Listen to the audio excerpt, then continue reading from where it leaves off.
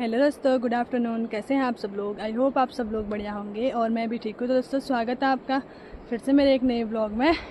तो आज मेरे ब्लॉग की शुरुआत हो रही है दिन के 2 बजे से। तो आज भी हमारे इधर भजन है वहीं चुंडियारा गाँव में, तो हम लोग वहीं जा रहे हैं आज भी। और मेरे साथ में आ रहा है अंकित। तो आज का मौसम तो अभी ठीक हो रखा है, थोड़ी थोड़ी धूप आ रही है हल्की हल्की। सुबह से तो बारिश थी, अभी भी मतलब क्या पता बारिश हो सकती है, लेकिन अभी तो हल्की हल्की सी धूप आ गई है। और हम बहुत नीचे से आए, बहुत चढ़ाई थी, आधे रास्ते से ज़्यादा पहुंच गए हैं। यहाँ से चाय बागान स्टार्ट हो गया है, अब थोड़ा ही बचा है मतलब वहाँ जहाँ भजन है। और वो उधर छिपसी गांव है जो यहाँ से दिखता नहीं है, बहुत प्यारा सा गांव है, बड़ा गांव है, लेकिन इधर से नहीं दिख रहे हैं। तो फाइनली हम लोगों ने चाय बागान भी क्रॉस कर दिया है और हम जहाँ पे परसों भजन थे अंकु और मैं उधर पहुँच गए हैं। परसों यहाँ पे भजन थे और इनके घर से थोड़ा ही दूर पड़ता है जहाँ पे आज है। तो हम लोग पहुँच गए हैं जहाँ पे भजन कीर्तन है। ये रहा उनका घर, तो ये रहा उनका घर। तो आज हम सभी लोग के इधर भजन और यहाँ पे आधे लोग आ गए हैं।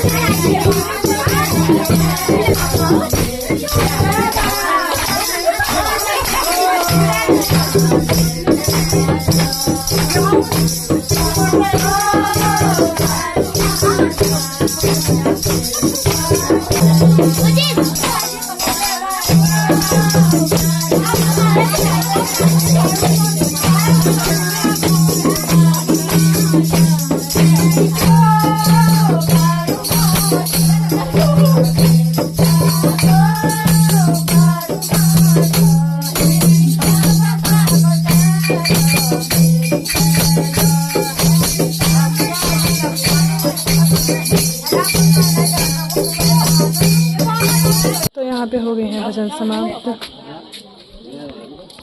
और यहाँ से इतना प्यारा सा नज़ारा दिख रहा है सामने का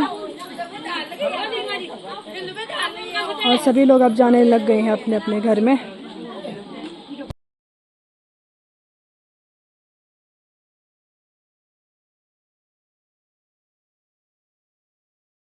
तो अब चलते हैं गाइस हम लोग भी घर, सभी लोग जाने लगे हैं अब कल पता नहीं कहाँ पे हैं भजन, अभी कुछ पता नहीं है, फिक्स नहीं है, वरना परसों होंगे उनको और मैं इस रास्ते से जाएंगे, बाकी लोग उधर से चले गए हैं।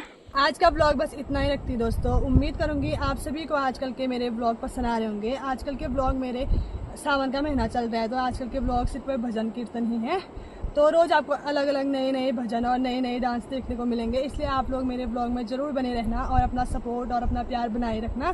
तो मिलती हूँ मैं आपको फिर एक नेक्स्ट ब्लॉग के साथ, तब तक के लिए बाय बाय।